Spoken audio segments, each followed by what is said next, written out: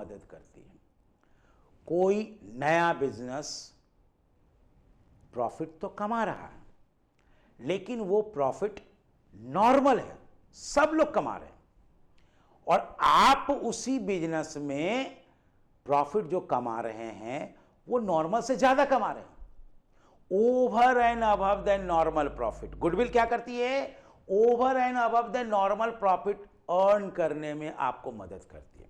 जहां लोग 1,00,000 रुपया कमाते हैं वहां आप 1.5 लाख रुपया कमा रहे हो, 1,40,000 रुपया कमा रहे हो, 1,70,000 कमा रहे हो जी। तो ये जो कमाई हो रही है एक्स्ट्रा, इसी को बोलेंगे कि just because of reputation, goodwill ऐसा है जिसके कारण से हम ज्यादा से ज्यादा मुनाफा कमा रहे हैं। बाबू समझ में आ गया बच्चा? तो गुडविल को इन जनरल हम लोग क्या कह सकते हैं? पिछले कर्मों का फल। पिछले कर्मों का फल का मतलब हुआ, अगर आपने पास्ट में अपने कस्टमर के साथ ईमानदारी से प्रोडक्ट को बेचा है, और अगर किसी को सर्विसेज दे रहे हैं तो ईमानदारी से सर्विसेज दिए हैं, तो उसका फल आपको उस समय तो मिला ही होगा, उस समय तो उसका फल मिला ही होगा जी। साथ में उसका एडवांटेज आपको आगे आने वाले समय में भी मिलेगा, और ये कहलाता है आपका कहीं ना कहीं गुडविल। यानी वो दोस्त जो 10 रुपया मांगने आया था उसको हमने नहीं दिया, वो दोस्त जो 1,000 रुपया मांगने आया उसको हमने दे दिया जी। इसके पीछे क्या लॉजिक है? तो इसके पीछे लॉजिक है उसका रेपुटेशन। अगर जिसकी मार्केट में रेपुटेशन होती है उनको लोन वगैरह भी आसानी से मिल जाता है जी बैंक से, और कस्टमर बेस होने के कारण आप ज्यादा से ज्यादा मुनाफा, ज्यादा से ज्यादा सेल कर पाते हैं जी। तो आज हम इसी चीज को समझने की कोशिश करेंगे कि गुडविल बिजनेस के लिए क्यों इंपॉर्टेंट है, पढ़ाई में गुडविल क्या हम लोग सीखेंगे, पार्टनरशिप में गुडविल क्या कर रहा है जी, पार्टनरशिप में गुडविल का क्या यूज है, कैसे इसका वैल्यूएशन करेंगे, कैसे इसका अकाउंटिंग करेंगे, ये सारी टॉपिक को हम लोग सिलसिलेवार ढंग से आज हम लोग सुनेंगे, सीखेंगे, समझने की कोशिश करेंगे जी। ठीक है बच्चा? तो आइए हम लोग सबसे पहले गुडविल को बाय डेफिनेशन कैसे डिफाइन करेंगे ये भी हम लोग सीख लेते हैं। देखिए बाबू, गुडविल के बारे में बोला गया है, it is the value of reputation, it is the value of good reputation, name, fame, image, brand of an individual, business, institutions or other concern which gives them an extra advantage to earn extra profit over and above the normal profit belonging to the same industry। यानी एक ही तरह के industry में 4 तरह के business houses हैं, उसमें से एक बिजनेस हाउस, एक बिजनेस कंसर्न बाकी सारे बिजनेस कंसर्न से ज्यादा मुनाफा कमा रहे हैं जी। तो ये कहीं न कहीं उसके बिजनेस में brand image, brand value, reputation काम कर रहा है, जिसके कारण से वो ऐसा कर पाते हैं जी। ठीक है बच्चा? अब इसके कई कारण हो सकते हैं, हम लोग वो सारे कारण के बारे में भी बात करेंगे कि गुडविल में कौन कौन से फैक्टर हैं जो गुडविल के वैल्यू को बढ़ा सकते हैं, घटा सकते हैं, ये सब पे आएंगे हम लोग। लेकिन अभी पहले हम लोग डेफिनेशन पार्ट को बढ़िया से क्लियर कर लेते हैं कि इसका क्या मतलब हुआ, क्या कहना चाह रहे हैं मीनिंग ऑफ गुडविल में। ठीक है बच्चा? एक बार फिर से समझिए, it is the value of good reputation, name, fame, image and brand value of an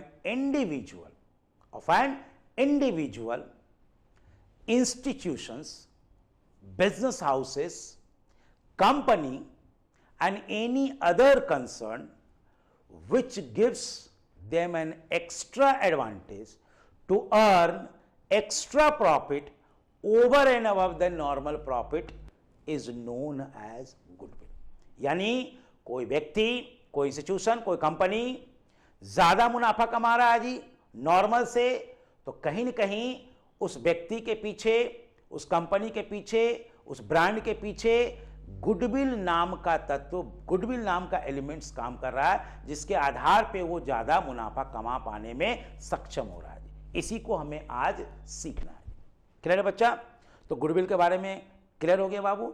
एक लाइन में हम लोग कहें तो it is the value of name, fame, reputation of A business, है ना जी। और इससे बिजनेस को एक्स्ट्रा एडवांटेज मिल जाता है प्रॉफिट अर्न करने में। और जनरल बोलचाल की भाषा में समझेंगे तो गुडविल क्या है जी? तो सीधी सी बात है, पिछले कर्मों का फल है गुडविल।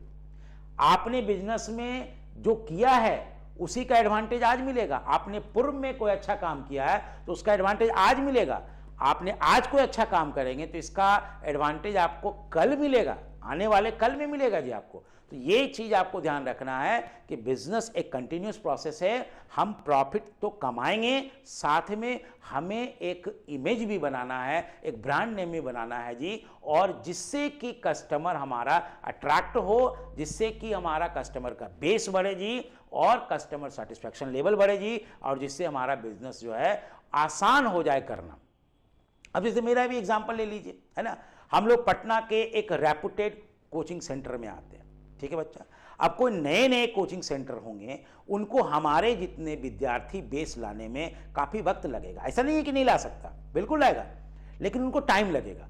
और हमने ये मुकाम कैसे हासिल किया है? तो निरंतर स्टूडेंट्स के, गार्जियन के, है ना, उनके पेरेंट्स के, है ना, उनके फ्रेंड्स के, जितने भी लोग यहाँ पे आते हैं, सबके एक्सपेक्टेशंस को पूरा करते करते करते हम आज इस मुकाम पे पहुंचे। यानी हम अपने सर्विस को इस तरह से बना बना करके हमने उन लोगों को दिया है कि वो सेटिस्फाइड होएं, और हमें और ज़्यादा से ज़्यादा स्टूडेंट रेफर करते चले गए, और हमारा ब्रांड नेम, हमारा इमेज जो है वो बढ़ते चला गया। अगर हम लोगों के साथ गलत करेंगे, चीटिंग करेंगे, है ना, उनका पैसा लेकर के उनका कोर्स नहीं कंप्लीट कराएंगे जी, तो कहीं ना कहीं हमारा ब्रांड इमेज मार्केट में कमजोर हो जाएगा, और गार्जियन का, स्टूडेंट का विश्वास कम हो जाएगा, और मेरा बैड रेपुटेशन जो है वो मार्केट में चला जाएगा। तो हमारे लिए तो रोज एग्जामिनेशंस होते रहती हैं कि भाई हमको अपने आप को साबित करते रहना है, क्योंकि हमारा सर्विस इंडस्ट्री है जी। हम अच्छा करेंगे तो हमारा बिजनेस चलेगा, हम बुरा करेंगे तो हमारा बिजनेस नहीं चलेगा।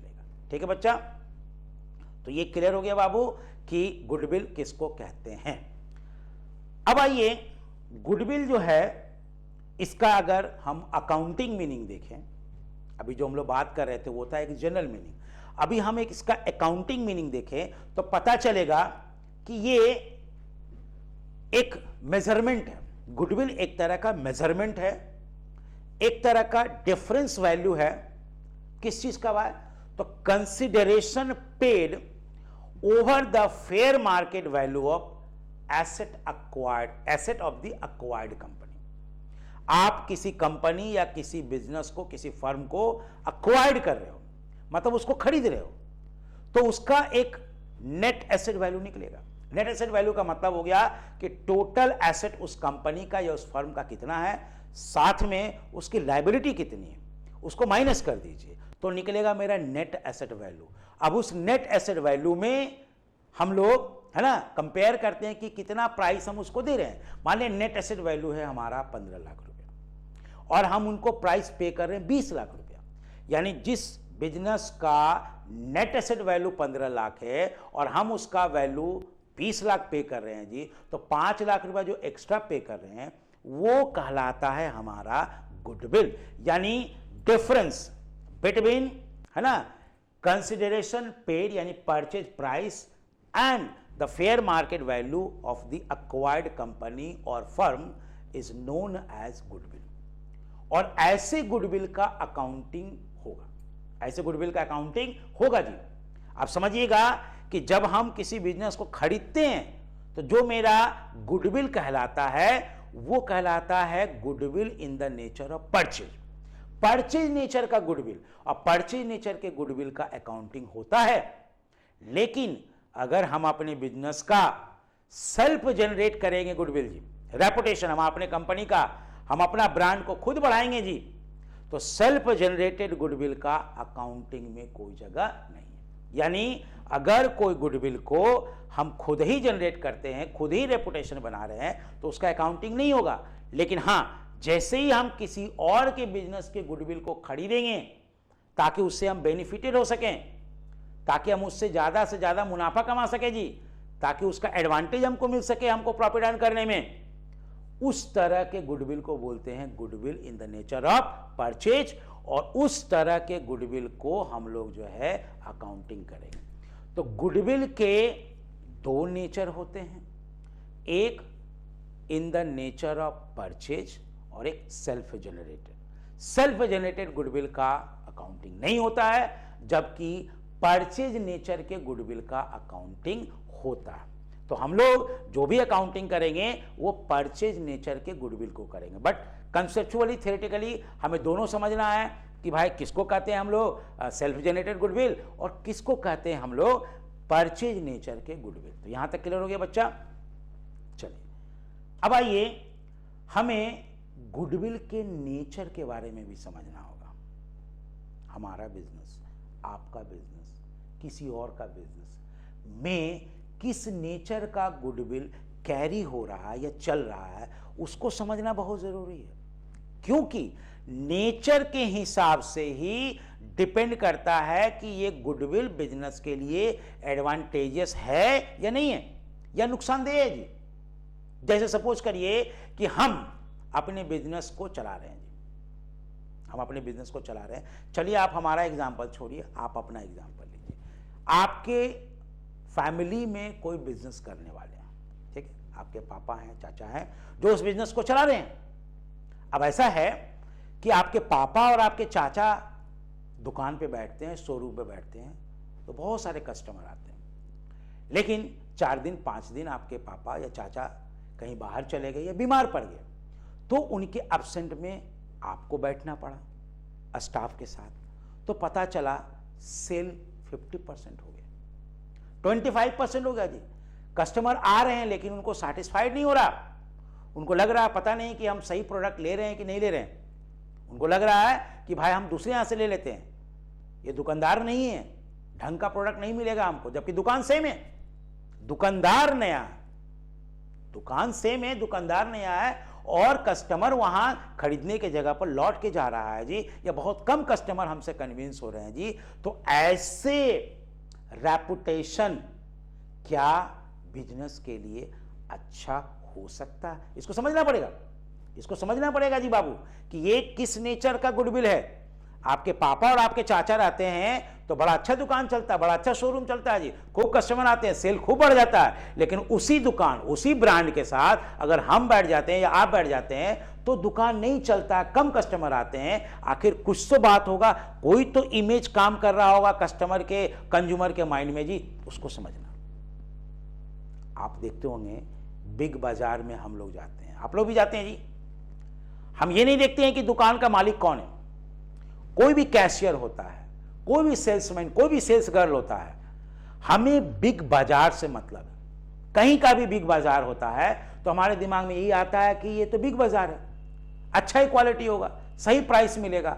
हम दुकानदार को नहीं ढूंढते, हम दुकानदार को नहीं ढूंढते। कोई भी कैशियर है, कोई भी कस्टमर है, कोई भी स्टाफ है ना, आराम से जाकर के एक दूसरे के साथ लेन देन कर लेता है जी। तो ये जो गुडविल है ये अलग तरह का गुडविल है।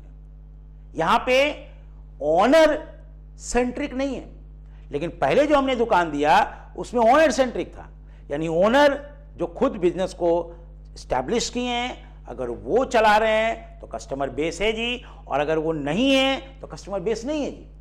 तो क्या इस तरह का गुडविल बिजनेस के लिए अच्छा होता है या इस तरह का गुडविल बिजनेस के लिए अच्छा होता है जी? इसको समझने के लिए हमें नेचर ऑफ गुडविल को समझना होगा। आइए, नेचर ऑफ गुडविल।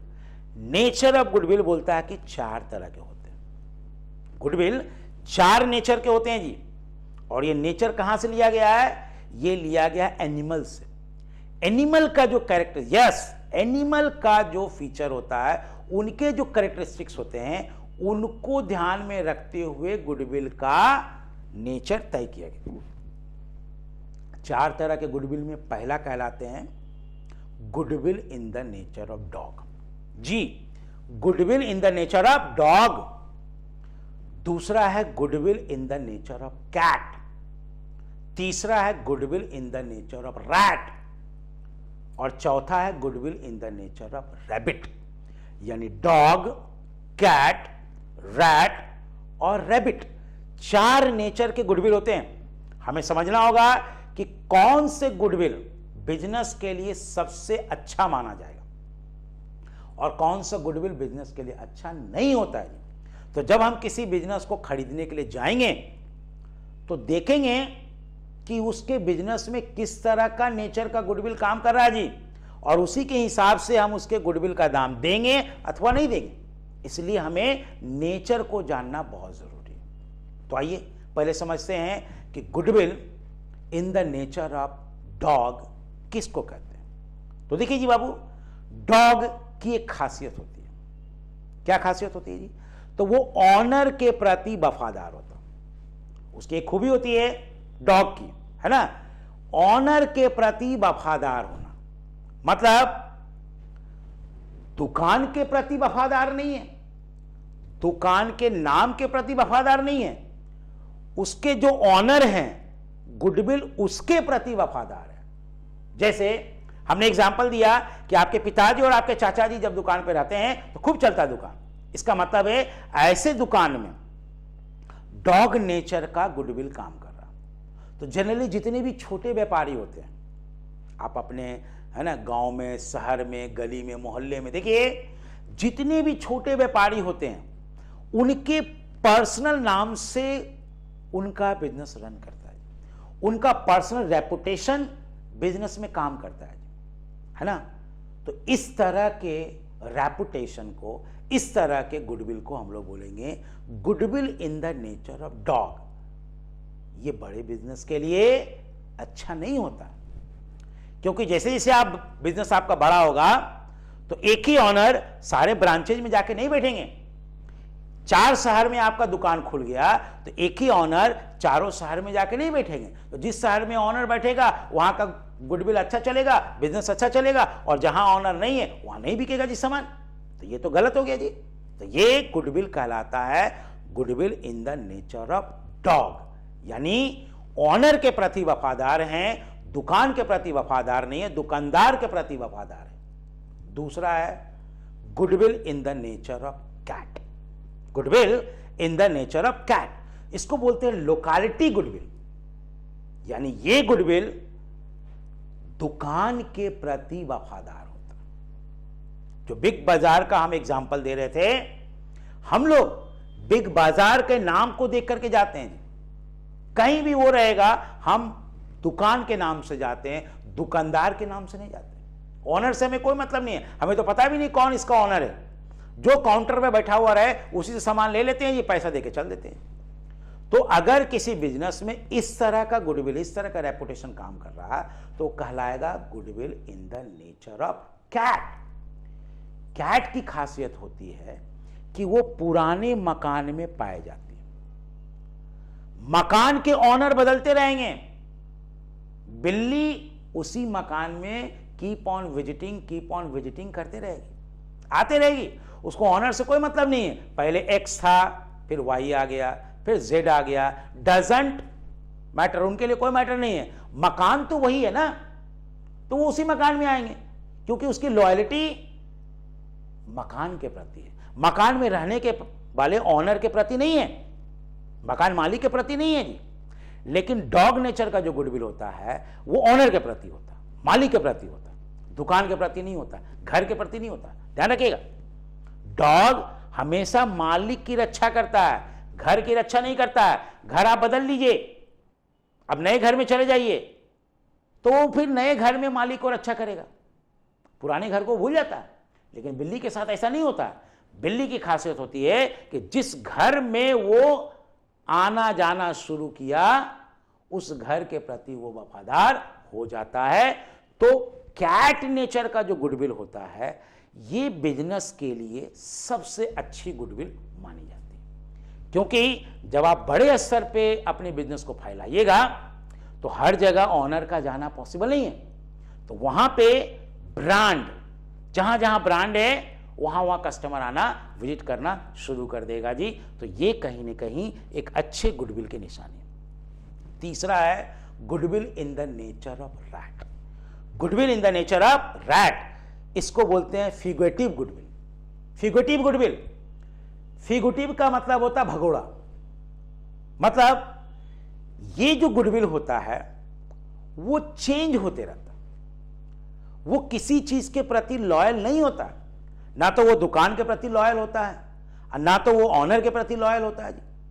कभी बढ़ गया गुडविल, कभी घट गया गुडविल, कभी जगह अच्छा मिल गया तो दुकान आपकी चल गई, कभी मालिक अच्छा मिल गया तो दुकान आपका चल गया, और नहीं है तो दुकान आपका डूब गया जी।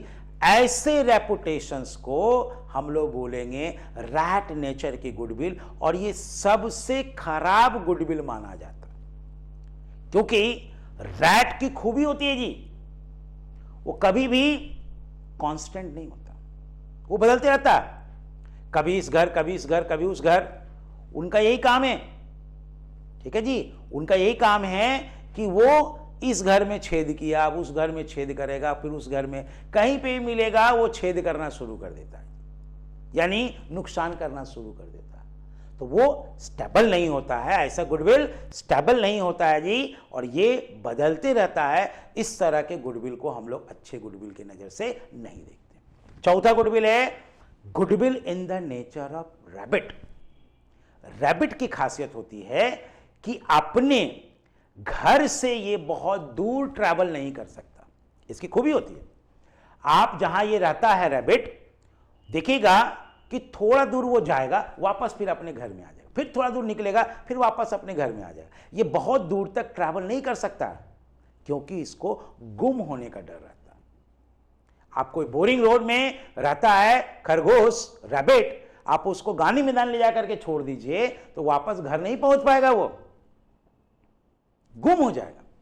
सिमिलरली, अगर किसी बिजनेस का गुडविल ऐसा है कि आप लोकेशन चेंज कर रहे हैं, थोड़ा दूर जा रहे हैं, तो गुडविल कैरी हो रहा है। लेकिन अगर आप बहुत दूर चले गए, जिस लोकेशन में आपका पहला बिजनेस था, तो आपका गुडविल काम करना बंद कर दिया। जैसे अगर हमारा गुडविल है बोरिंग रोड में, हम अच्छे संस्थान में गिने जाते हैं, लेकिन अगर हम मुजफ्फरपुर में जाएंगे तो ये गुडविल वहां कैरी नहीं करेगा, तो हम बोलेंगे कि हमारे बिजनेस का रेपुटेशन जो है वो इन द नेचर ऑफ रैबिट है।